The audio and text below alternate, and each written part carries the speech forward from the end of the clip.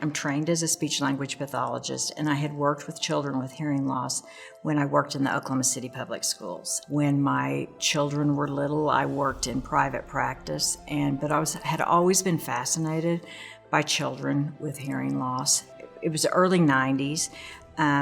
Dr. Stan Baker, who was doing more of the early cochlear implants in Oklahoma City, his wife reached out to me and said, "We are building this program to support children with hearing loss who want to get a cochlear implant. Are you interested in exploring this with us?" And I said, "Tell me more." And that then mushroomed into the project of a lifetime. In 2000, Oklahoma passed a law that made it mandatory for every baby born in Oklahoma to be screened for their hearing at birth. And that was a game changer for families because we would then know early that a child had a hearing loss. The difference that cochlear implants made when they became available is it really took away that whole idea that someone was too deaf to learn how to listen and talk. I reached out to Teresa Caraway, who she also had worked at the Oklahoma City schools, and I said, "Are you interested in pursuing this with me?" And she said, "Yeah, I'm all in." So the two of us basically started seeing the patients, and we started providing therapy in a little room off of a makeshift therapy table with our own supplies. Bullet through the airport. Was bullet? A bullet goes fast. I was running very fast. I said, excuse me. And that was in the late part of the 90s into the early 2000s. And at that point, we were like, we got to have an audiologist to grow us to the next step.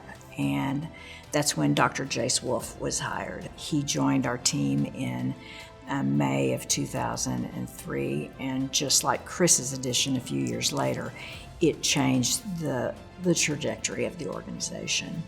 I am walking through the mall one Christmas buying Christmas gifts and run into Chris. I think God's telling me I have a story to tell. I just don't know what that story is, so I'm here waiting. And I said, I think I might know what that story is.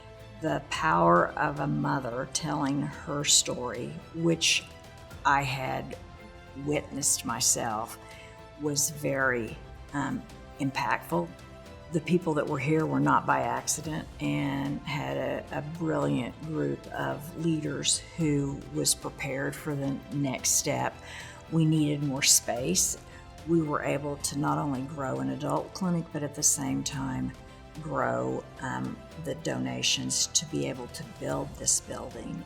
We moved into this new location in November of 2016. There were just 35 of us at the time. We're now 150 some odd. It was that whole idea of build it and they will come, and we didn't realize, but that is exactly what happened. Our idea was we would settle a bit and then we would discuss Tulsa and the growth in Tulsa, but we had another incredible opportunity that was brought before us. And as I've said, much of this is a story that was being written and we just got to be characters in it.